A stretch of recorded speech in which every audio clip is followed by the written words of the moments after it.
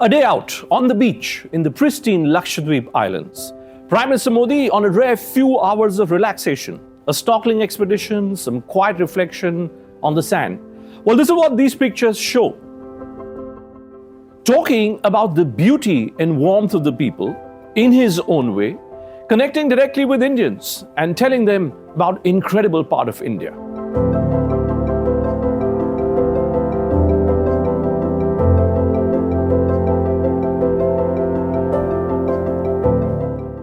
Instead, his words set off a tense tsunami of words between the government of Maldives, 750 kilometers to the west, and Indian social media users.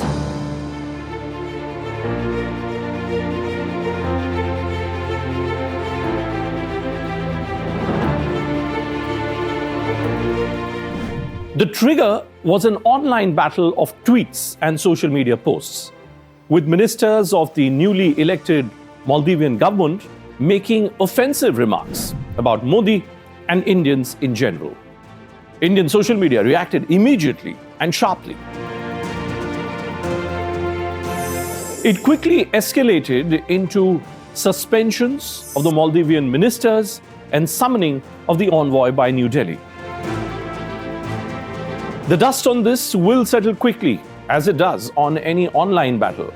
But there is a bigger story behind this temporary outrage. Maldives and India have been very, very close. They've been close allies culturally, diplomatically, and militarily. One of the best known and most successful Indian military interventions overseas was in Maldives.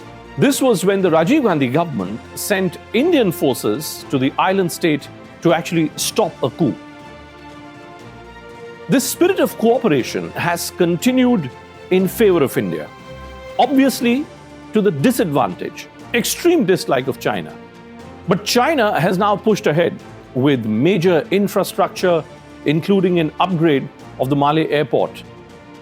Despite India's vaccine diplomacy with free COVID shots, monetary aid and military assistance, the new Maldivian government is not in new India's favor. In fact, in the middle of this online battle over tourism, the new president, Mohammad Muizzu, has left to visit Beijing. Unlike his predecessors, he's not yet come to India, at least yet. This has been a major concern for New Delhi. But what does all this have to do with going for a vacation to Maldives? Well, let's go back to those pictures of the Prime Minister in his visit to Lakshadweep Islands. Like everything that Modi does, there is a messaging in these pictures as well. It clearly says, India, come to Lakshadweep. The message set off the social media frenzy about tourism with some geopolitics thrown in as well. The majority of these posts were about choosing Lakshadweep over Maldives, with several celebrities setting the agenda themselves. There are many others who also joined in, including several tourism-related businesses announcing unofficial sanctions against those who were planning to visit Maldives. But is the Lakshadweep versus Maldives comparison fair? In fact, I would argue, should this comparison be made at all?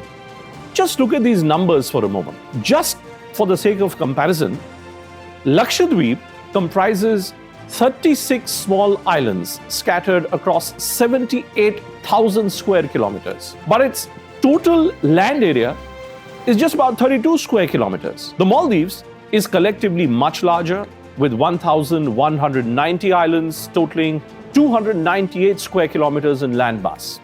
Lakshadweep is 496 kilometers from the coastal city of Kochi in Kerala, whereas Maldives is 750 kilometers. Lakshadweep is connected to Kochi by flight.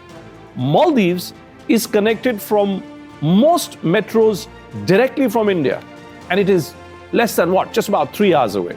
Honestly speaking, folks, all this makes Maldives a great attraction for Indian tourists, especially for the well-heeled ones. In fact, Indians are at the top of the list of tourists who are going to Maldives. Till the month of December 2023, Indians were the highest number of tourists to be visiting Maldives. They have contributed to the consistent increase in Maldives' tourism-based economy. The numbers have gone up by 12.6% in 2023 in comparison to 2022. In 2021, more than 1 lakh people visited Maldives from India in the last 3 months of that year itself, which is about 1,250 passengers every single day. Even in the throes of COVID in 2020, the same months saw a total of 32,000 visitors. The Indian boom started in 2018 when the 51,000 passengers flew to Maldives in its first phase of expansion. This went up to 60,000 in the last 3 months of 2019. All these tourists are supported by a top-class hospitality sector with beaches, resorts, boutique hotels, guest houses with water sports, and many other entertainment-based activities. Similar things have been proposed for Lakshadweep as well. The Lakshadweep administration has floated global tenders for developing Maldives like beaches, 370 water villas, and other ecotourism projects in 3 islands. But these islands have an extremely fragile coral ecosystem. There have been widespread protests as well, several objections from locals and experts who are operating in these territories. The administration says that while it wants to create growth with tourism development at its core, it does not want to do anything which will take away the basic natural beauty or will disrupt the actual flora and fauna of this area. The government has said that 80% of employment being generated by the projects will ultimately go to the local community.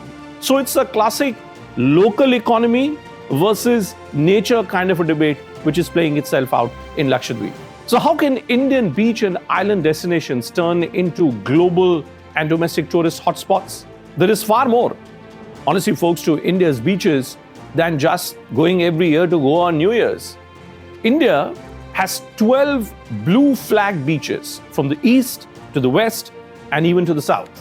Odisha's Golden Beach, Gujarat's Shivrajpur Beach, Kapar Beach of Kerala, Diyu's Ghogala Beach, Radhanagar Beach in Andaman and Nicobar Islands.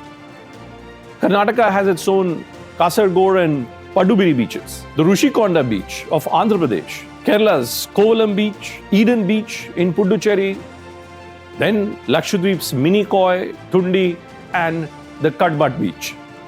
Blue Flag is an international badge for beaches which are certified world-class beaches. With 7,500 kilometers of coast across 9 states, there is immense potential for beach-based tourism in India.